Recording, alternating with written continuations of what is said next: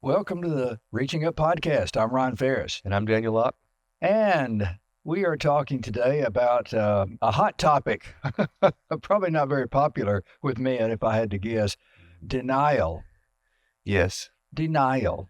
Probably more popular with the wives or girlfriends. Yeah. You hear that brandished about a lot in very difficult conversations, don't you? Yep. Yeah. Well, we're going to unpack it just like we always do. We're going to give it our best shot. And we're talking real life here, not theory or academics. So I'm sure we both, as embarrassing as it may be, probably have something to say about denial, what it really is and how it works and what it can lead to. So let's start off, why don't we, with a definition, since we love the dictionary. I was with my therapist yesterday, and she's just thrilled that I keep mentioning my emotions wheel.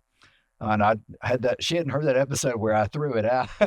So, for the moment, we'll stick with the fact that I'm gonna continue to be loyal to my emotions wheel. But so in psychoanalytic theory, denial is a defense mechanism in which a person is faced with a fact that is too uncomfortable to accept it, and so they decide to reject it instead, insisting that it's not true despite what may be overwhelming evidence. Does any of this sound familiar? Absolutely, yeah. The concept of denial is important in 12-step programs, which I work a lot with because I work a lot with people who are in addictions, and a lot of them do go by 12-step programs. And in those programs, abandonment or reversal of denial that substance dependence is problematic forms the basis of the first, fourth, fifth, eighth, and 10th steps out of the 12. So it's a big deal. Denial is a big deal.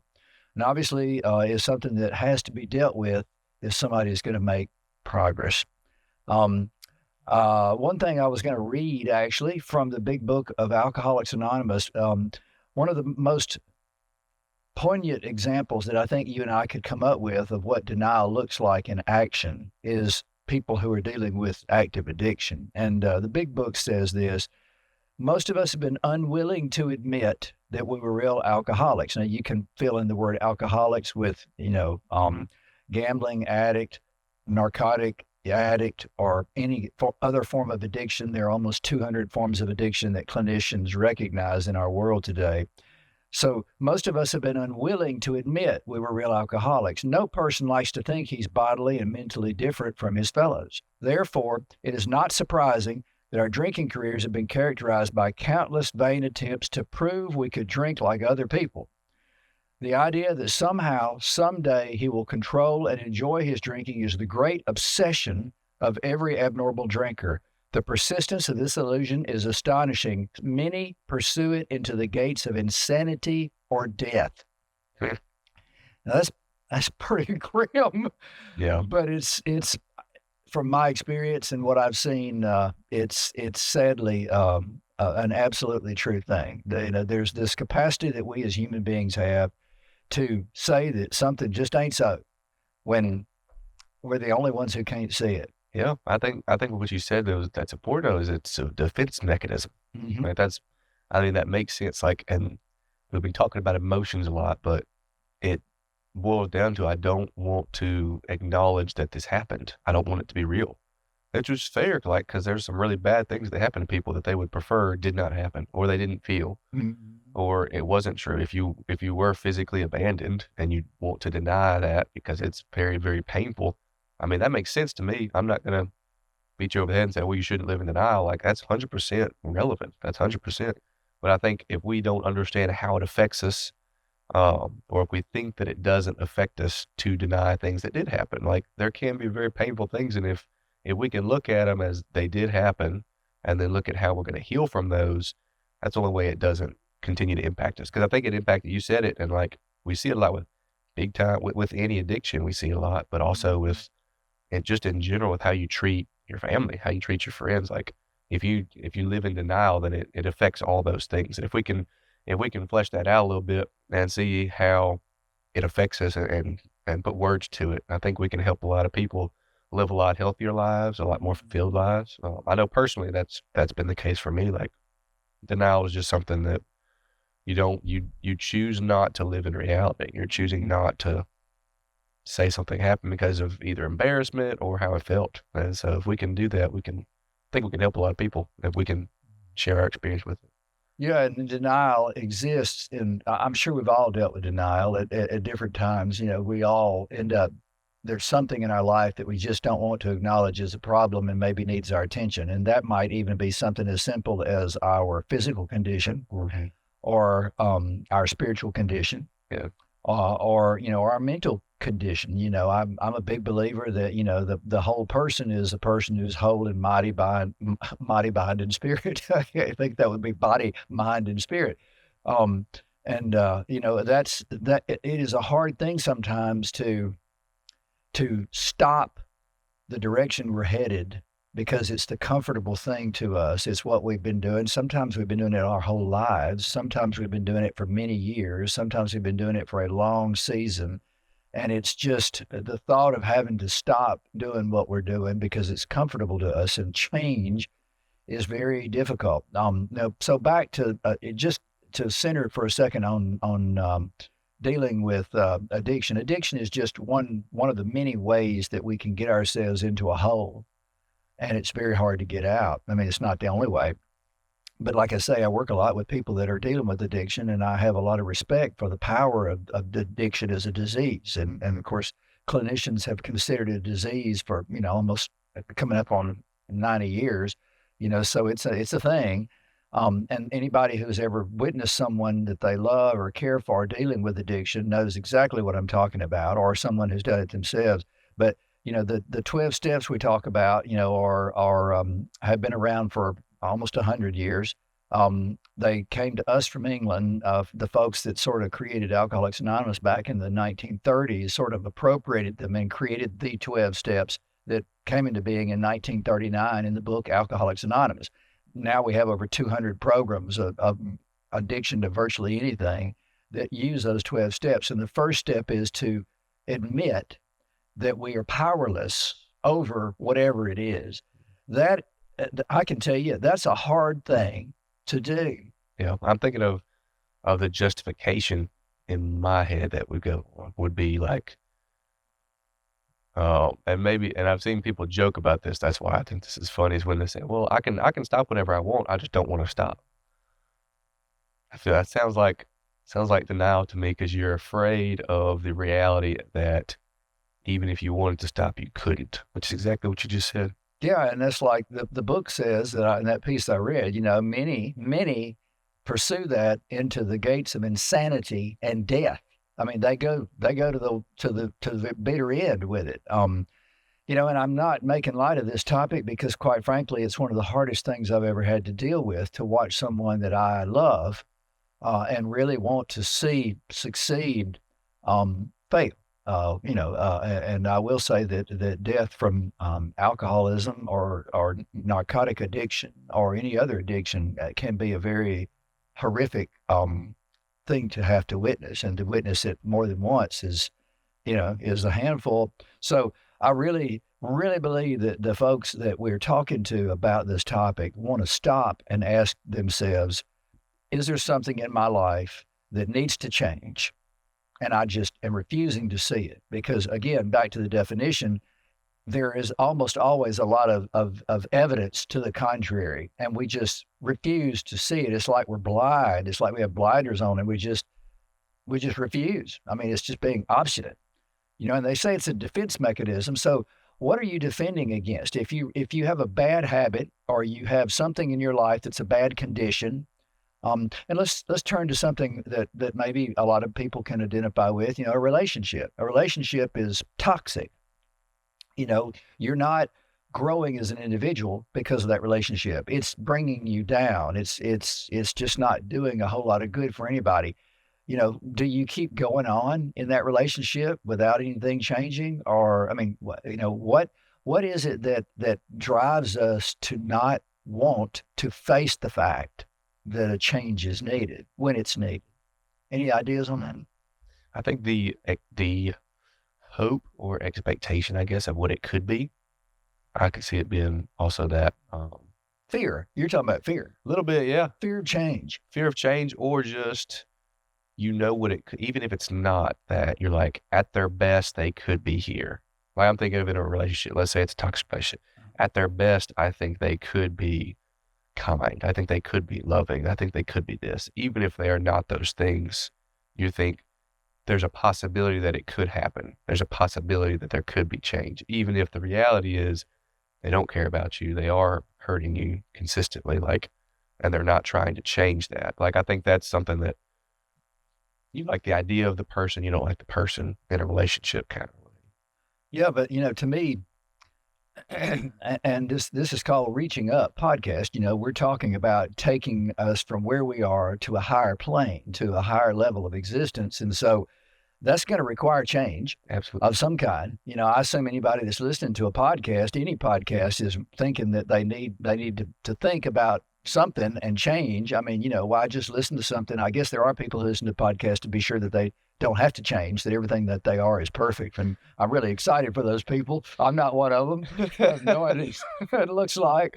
But, in the case of denial, the denial is something that is a phenomenon that is probably present in most of us, but there are going to be certain things about us that we desperately need to change. One of the things I say all the time, last night I was at a Bible study, a gentleman asked me, well, Ron, how you do it? And my answer is the same all the time. I say this consistently. It is, well, I think I'm doing pretty well, but I'm usually the last person to know if I'm not. Talk about relationships. A lot of times when you're in a relationship with someone, and I called some relationships can become toxic. When you're the more you get to know somebody, the more you're going to see past all the infatuation and the stuff that initially maybe drew you to them. You're going to start to see behind the scene. You're going to see them without their makeup on, so to speak, with their guards down. You're going to see all the warts and the things that they try to hide from everybody else. Mm-hmm. And, at that point in time, then, the things are going to come to your attention that you just quite honestly don't like. It's really easy to see that in another person, but isn't it true that the same thing's true with us? If I'm in a relationship with you, there's probably something about me that just grinds on you, and I'm not asking you to tell me what that is today. Wouldn't think of it. I'm going to stay in denial on that. But the reality is that all of us have room to improve. Always. I mean, we can always be better. And we'll talk about that. Our next episode is on community. And in community, I'll rip out that verse about how iron sharpens iron. And in the same way, one man sharpens another. That could apply in denial. I think it would be a huge gift of love and respect in any relationship to try to help someone constructively to face their own denial. Now, that's one discussion we can have, but let's just talk about recognizing denial in ourselves. Going back to our old standard, the Bible, because we both walk by the truth that we find in the Bible, and we're not ashamed of that. And it's fascinating to me, no matter what the topic is that we pick out, and we're on like 13 or 14 now, there's always something about it in the Bible. It's pretty cool. But there are different examples of denial in the Bible. And a couple that I was able to identify, really a couple that sort of stick out. One is just outright acts of denial, where people say, I'm going to reject you, or I'm going to betray you. Now, the classic example of that is the Apostle Peter. Peter was the leader of the 12 disciples. Jesus literally named him almost from the beginning as one of the ones who would lead. And after Jesus was crucified and resurrected and went back to heaven, Peter did end up in charge of the disciples. So he was sort of Jesus's handpicked successor in terms of leading the growth of the early church, along with Paul, who Jesus recruited to deal with Gentiles like you and me. Peter went primarily to Israelites, but also Gentiles. But Peter, as we all know, was one of the closest people to Jesus. He was one of Jesus's inner circle of three guys, Peter, James, and John. Peter was there for all the big events. He was one of the only the three that got to go to the Mount of Transfiguration. He was a stud in terms of spiritual life with Jesus, and he lived right there with him. He ate, slept, walked with him, talked with him, just was a part of everything. But when it came down to the end, and Jesus was about to be betrayed, and Jesus was betrayed. You remember that story we have where Peter denied that he even knew Jesus, not once, not twice, but three times. And the thing that makes this amazing is because Jesus told him he was going to do it before he did it. Because Peter was saying, "Oh, I'll never deny you. I'll go to death with you." He was just really, really pretty sure of himself. And Jesus looked at him and said, before the cock crows tomorrow morning, you're going to deny me three times. And then that's exactly what Peter did. And, he was adamant in Matthew about, not ever doing that. You're crazy to even think it. And then sure enough, he did it. I won't read those verses because they're pretty long. But the long and short of it is Peter was put in a position to admit that he knew Jesus, and he wouldn't do that three times. That's just outright denial. Another form of denial that you see that's in that same vein came from the Sadducees. In Luke, the Gospel of Luke, we have the story of the Sadducees, who, along with the Pharisees, were two of the elite leadership groups of the Jewish faith, and they were eternally opposed to Christ. They just absolutely rejected him as the Messiah, and they absolutely would not agree that he was Lord. But Sadducees were also distinguished by the fact that they denied that there was any form of resurrection. They believed that once you died, you were just dead. Now, I got to tell you, that would not be anything to look forward to. But that is another example of this just outright denial. I'm not going to agree that you're right.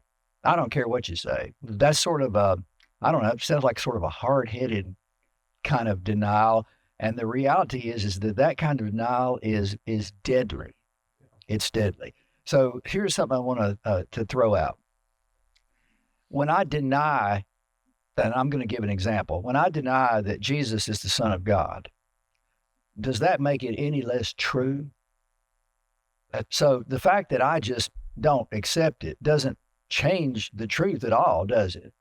Or if I deny that I need to be concerned about my spiritual condition or about forgiveness of sins or about eternal life or death, in heaven or hell, or if I am in a relationship and I, just deny that I am destroying this person's life and that I'm going to keep doing it no matter what, all of those things are leading to serious consequences. I mean, that's obvious to everybody else. But it doesn't change the fact that there's a problem that needs to be addressed. It just means that I am just refusing to see it or refusing to acknowledge it. So we agree that that's definitely that can be a deadly kind of denial. It can cause you to completely miss out on a relationship with the creator of the universe. Can you think of anything worse? I can't. I think you're exactly right about the Sadducees, though. Like they would, just because, and the points you made, like just because you are in denial of it, just because you deny it, like it doesn't make it less true. That's right. So just because you deny that, and I'll use it like the example, like somebody says something mean to you, like real mean or just hurtful, whatever it is.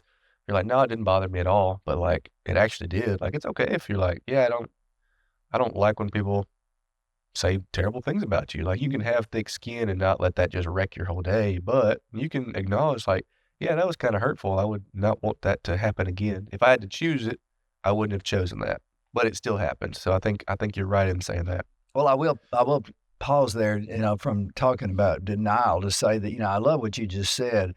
There's just so much freedom in just being honest and open about the way things are. I'm hurting. What you said hurt me. I mean, in a relationship like a friendship, we've got a friendship, and you have a wife, so you've got a marital relationship, and we've all had those kind of relationships. I have children. I have many close friends nowadays, which I really am grateful for. In all those instances, I have just decided just to be who I am. I think trying to put up that facade, we called it the Facebook facade or the Instagram facade or TikTok, whatever, trying to look like I'm something I'm not, that's a form of lying, for one thing, but it's also a form of denial. I don't want to admit that I'm just a normal person that suffers and struggles. And I mean, would you agree with me that it's more freeing and just quite frankly a whole lot more fun just to be what you are and not try to be something else all the time? 100%. So that's just one example of where denial may be a big factor in someone who's locked into that need to put on an appearance of something they're not. I mean, eventually it's going to get to where they're just wearing themselves out. And it's because they're in denial. They're thinking that they're refusing to see that they could do it differently and be better off. Right? Yeah. I mean, look, both of us have gone through changes in our lives, right? Mhm. I mean, I know I have, and I'm sure you have. Yep. Can you think of, you don't have to give any specific example, but can you think of something that you were in denial about that you're willing to talk about? And if you're not, I am. I um, uh, I can think of lots of examples. This is awful, but there was a time period in my life where I was totally, completely committed to making money. I was my wife did not work. I had two children. We had a lifestyle to maintain. They got to the age to where they had to have cars, and so I was paying for four cars. At least four. We were actually five.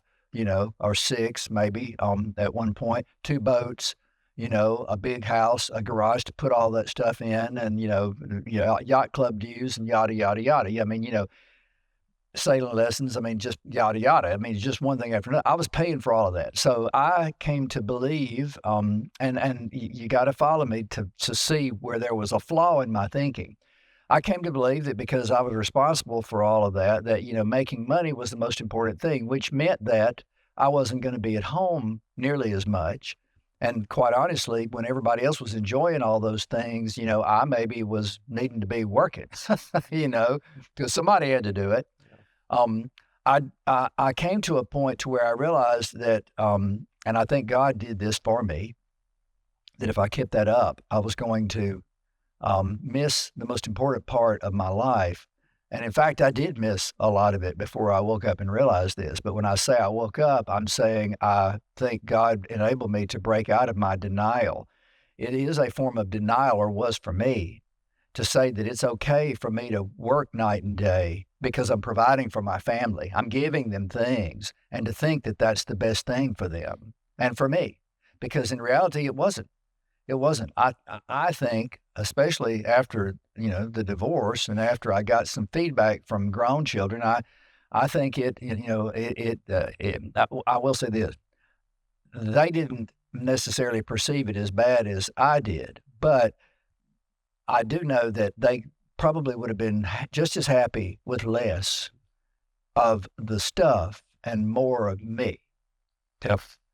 And that's an example of how denial can really hurt us, because there's some things like waking up after your kids are grown and realizing that you could have been with them more when they were little, where that realization is great, but it's too late.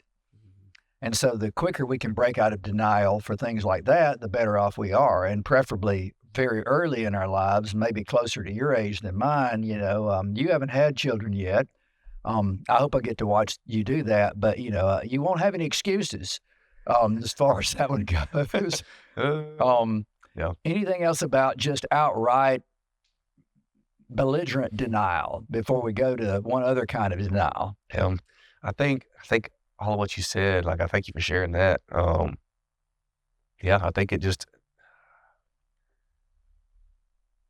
I don't know, it can be because of good intentions, it can be. I always think of denial it's in one of the stages of grief, right? Mm-hmm. And so it doesn't just have to be the passing of a loved one, which it can be. I know you lost your mother recently, grandmother recently. It's like there absolutely can be a part of that, like the mnemonic is dabbed, denial, anger, what is it, bartering?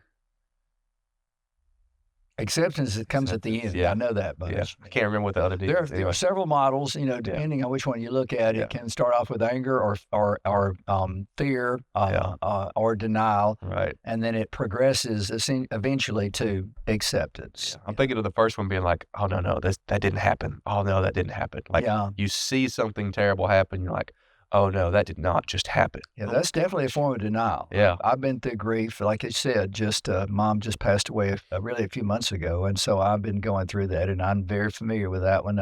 Denial in that instance, I didn't mean to interrupt you, but I did, didn't I? But denial in that instance, just to give you another example for somebody who's trying to get their head around denial, in that instance, denial wasn't that, she's not dead. I mean, she was obviously gone, but it was that, she didn't need to pass away, or that, I wish she was still alive. And that's really denying that she was in, a very, very, a very difficult stage of life to enjoy life in. And, death was a gift from God to take her to heaven and let her, be freed of all of the burdens that she was having to bear just with, a 93-year-old body. So I did break through that denial pretty quick. Because, it's, how selfish would it have been for me to want to keep her here just, and let her suffer so that I could keep her around and not have to deal with her death. So, that's an example of one form of denial for sure. So I think, and everything of what you said with both of those, it goes back to like, and we always talk about like what's underneath it. But if we're choosing to, we'll say, live in denial, I'm thinking of the phrase, and I can't remember when it got popular, but it was like, it's okay to not be okay. Right. And if you tell a grown man that, they're like, no, you got to always be okay. Yeah, that makes it real easy to live in denial. Right. Not a good saying in my book. No, but if you think about it, like, well, I think in the context they were saying, like, it's okay to not have everything all together. Yeah. And so it's almost giving you permission to say, okay, just because I'm not okay doesn't mean that I can't still control myself and do what I'm supposed to do. Doesn't mean I can't go to work and do my job and all that stuff. It's just saying, okay, I am hurting. It gives, I don't know, I want to flesh it out because, like, it's okay to just to be honest, like, hey, I'm struggling a little bit today. I'm pretty sad today. This happened, and this, to be able to, and we talked about earlier, like, it's okay to be honest and say, yes, this thing happened. Yes, it's affecting me. I'm not going to let it control me, but it is affecting me. My mood's going to be, if my mood is going to be different today because this happened. I had a fight with my wife. I'm going to act different in the office today because I'm a little on edge. Like, the kids are acting crazy, I assume. I don't know yet for sure. The kids are acting crazy. I'm afraid one of them is going to flunk out of something.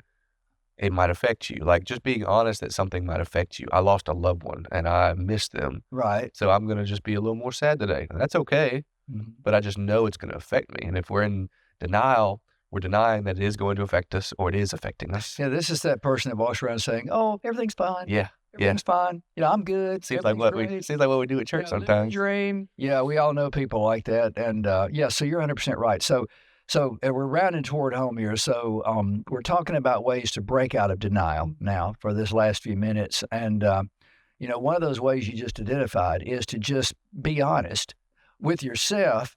The fifth step of the 12 steps says we admitted to God, to ourselves, and to one other person the exact nature of our wrongs. So the 12 steps takes you through a progression. So, you start out admitting that you're powerless. In the second step, you admit that there a higher power greater than yourself, could restore you to sanity. In the third step, you make the decision to turn your life and your will over to the care of God as you understand him. And then you go through a fearless and searching moral inventory. And then by the fifth step, you take that inventory and you face up to your shortcomings. And you do that by confessing them to other people. There's a lot of scripture on that about moving out of denial. One of those ways is to confess your faults one to another. You know, now I will say this with a word of caution. Sometimes men, because you and I both are in some men's groups, and we talk a lot about the challenges of being a man in today's world, and I think that's very useful. We'll talk about that more in community next episode. But one of the things that I think is extremely important in those groups is for me to be very transparent as to who I am. Here are the things I'm afraid of. Here are the things that I'm hurting over right now. And then I think another important benefit, if you will, of denial or coming out of denial is to say, I can't do this by myself. I need help. I've said this before. I'll say it again. I think one of the most manly things that a man can do is to say, I am not self-sufficient. I am not, totally, self-sufficient. I can't do this by myself. I need help. I need help to see my flaws. I had a guy yesterday to ask me, he said, I just said something in there. Did what I say, did it come off the wrong way or sound, arrogant, or preachy? And I looked at the guy and I said, look, I would tell you if I thought that were true, but that's not true. What you said was spot on. That's an example of someone not thinking that everything they say is perfect. He was a little concerned that it might not have been most beneficial for the people who heard it. And I have a lot of respect for somebody who could do that. And that is an act, a simple act of just not living in denial, thinking that you are perfect or that the world centers around everything that you think is right. I just can't imagine life today being that way. I did do that a lot of years, but I certainly don't worry about it now like I did. Now, one last thing I'll say about denial. When we look at the Bible, we have to acknowledge, I think as Christians, we would want to mention this, that there is one act of denial that is harrowing and horrific and needs to be absolutely taken 100% serious. And it's talked about in Matthew chapter 10. It's in, I think, all the Gospels, certainly Matthew, Mark, and Luke. But in Matthew 10, you have the version of a statement where Jesus was talking about himself and belief in him. And he said, so everyone who acknowledges me before men, I also will acknowledge before my Father who is in heaven. But whoever denies me before men, I will also deny him before my Father who is in heaven. Now, any comments on that? I mean, that's sort of an ultimate form of denial. There are some decisions in life that we've just got to face, and one of those decisions very well may be whether we want a relationship with God or not. And if you do, then you and I believe that relationship has to come through belief in Christ. And Christ here is saying basically that, if you acknowledge me before men, then I'll acknowledge you before my Father. But if you deny me before men, I'll deny you before my Father. And that's not a threat, but it is a statement of a very real truth, a piece of realism or a fact that is true whether we believe it or not. But it's an example of one particular act of denial that we would not encourage anybody to commit. I think it's a very strong warning, but it's also a very strong call to be honest, to be who you say you are.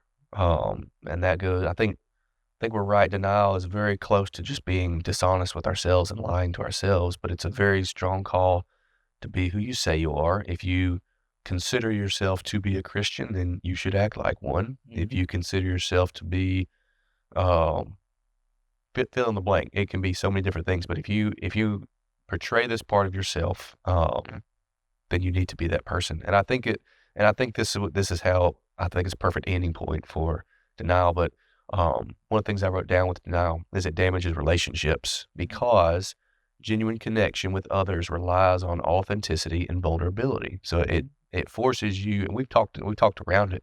But if you're in a group of people and you're not honest about who you are, then nobody actually knows who you are, and you're just Or they all know who you are, and they're just letting you be the fool. yeah. I agree with that. So there you have, I guess, our best shot at denial. Will probably come up again. I think so. It'll probably come up in a lot of contexts because, quite honestly, there's a lot of denial. My life has had more than my fair share of it. So, it's gonna, a lot of my success stories come from admitting that I was living in denial about something about myself that needed to be addressed. And so we would say, if you want to be successful, you want to be a powerful, successful man, being aware of denial in your own life and taking decisive action concerning your denial is probably a very important first step to the changes that will make you a better man. Agreed? Agreed. Okay. Well, thank you for listening to Reaching Up Podcast this episode. We appreciate it. If you're on YouTube, be sure, if you haven't already, and hit that like button. Tap that subscribe tab and the bell button so you'll be the first to get our next episode. If you're listening on Spotify, be sure and follow us. We don't want you to miss any of these episodes coming up. Check us out on Instagram and Facebook. And then if you will have any interest in reaching out to us, either comment in the app you're listening in or send us an email at contact@reachinguppodcast.com. That's it for this week. Thanks for listening.